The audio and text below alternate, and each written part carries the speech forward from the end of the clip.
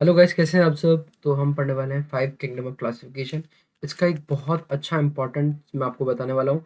इसको थोड़ा समझना जल्दी से करते हैं। सबसे पहले क्या है, आपका एक छोटा सी किंगडम ऑफ क्लासिफिकेशन दिया, जिनका नाम था हमारे एरिस्टोटल जी। एरिस्टोटल जी जो थे ना, ये कैसे इन्होंने ऐसा दिया था क्लासिफिकेशन कि इन्होंने केवल एक जस्ट जनरल जो करेक्टर्स होते हैं उनके बेसिस पे दिया। लाइक आप अगर प्लांट्स को देख रहे हो और आप देख रहे हो ट्रीज को देख रहे हो और अगर आप श्रिप्स को देख रहे हो, तो आप अपने आंखों से देखकर क्या कर रहे हो, कंपेयर कैसे कर रहे हो उनकी हाइट्स के बेसिस पे। तो इन्होंने भी हाइट के बेसिस पे क्या बोला, ट्री, श्रब्स एंड हर्ब्स। इन्होंने 3 पॉइंट्स दिए कि इसी के बेसिस पे क्लासिफिकेशन होगा। बट आपको ही पता है कि ये एक तरह का परफेक्ट क्लासिफिकेशन नहीं है, क्योंकि और ऑर्गेनिज्म को तो उन्होंने क्लासीफाई नहीं करा। फिर आए हमारे कार्लस लीनियस जी। कौन? Carolus Linnaeus. तो अब इन्होंने क्या करा, इन्होंने दिया टू किंगडम ऑफ क्लासिफिकेशन।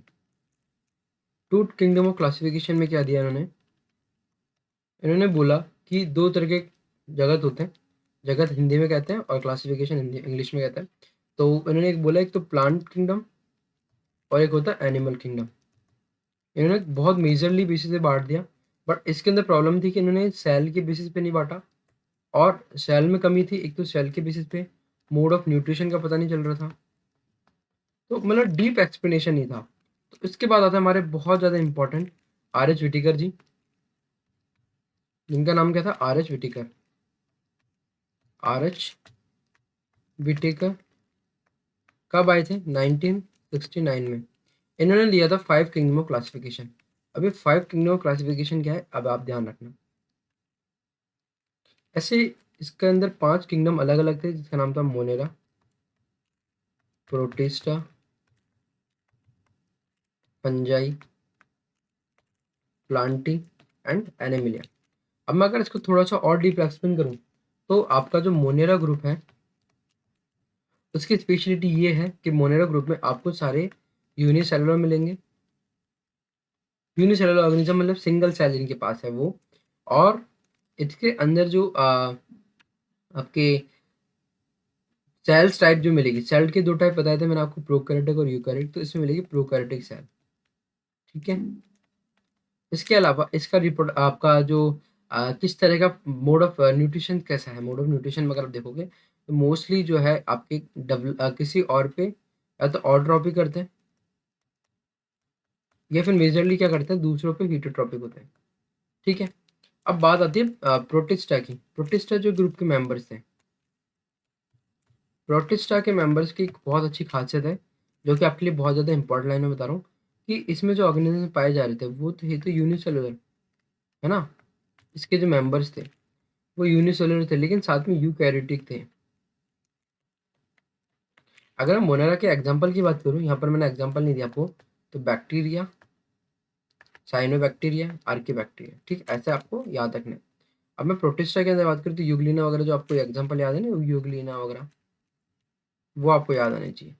इसके बाद में आपको आपको मैं बताता हूँ फंजाई की।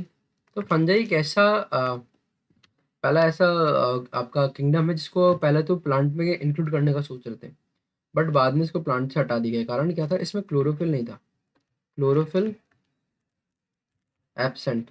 इसीलिए अब क्लोरोफिल एब्सेंट तो खाना कैसे खुद बनाएगा? नहीं, ये क्या होगा, हमेशा हेट्रोट्रॉपिक होगा, खाना दूसरों के ऊपर बैठकर खाएगा। इसीलिए फंजाई क्या करता है, जैसे अब फंजाई के अंदर खाना बनाने की कैपेबिलिटी नहीं है, तो वो क्या करता है, एल्गी के संग सिम्बायोटिक एसोसिएशन करता है। सिम्बायोटिक एसोसिएशन क्या करता है, क्योंकि एल्गी के अंदर होता है क्लोरोफिल प्रेजेंट। तो क्लोरोफिल प्रेजेंट होने के कारण एल्गी क्या करेगा, एल्गी तो इसको खाना दे देगा, एल्गी खाना दे देगा इसको, खाना इसको दे देगा। और फंजाई क्या करेगा, फंजाई एल्गी को रहने के लिए, उगने के लिए जगह दे देगा। फंजाई हमेशा मॉइस्ट कंडीशन में उगता है। इसके अलावा इसके अंदर जो सेल्स का टाइप है वो पाया जाता है यूकैरियोटिक सेल। ठीक है। इसके बाद आती है plant and animal kingdom. Plantae और एनिमल किंगडम जो है, ये भी बहुत ज़्यादा इसलिए इंपॉर्टेंट है क्योंकि इसको आप डीप पढ़ते हो थोड़ा, बायोलॉजी के अंदर डीप पढ़ना पड़ता है हमको। इसके भी डिफरेंट टाइप्स होते हैं। ठीक है। डिफरेंट टाइप्स होते हैं इसके, जिसमें है आपके, एक सेकेंड, एक सेकेंड।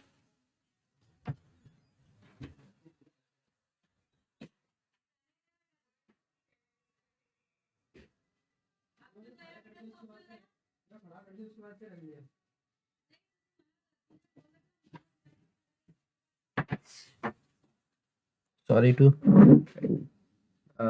डिस्टर्बिंग, बट इंटरप्शन थोड़ा जो हुआ था उसके लिए माफ़ करना।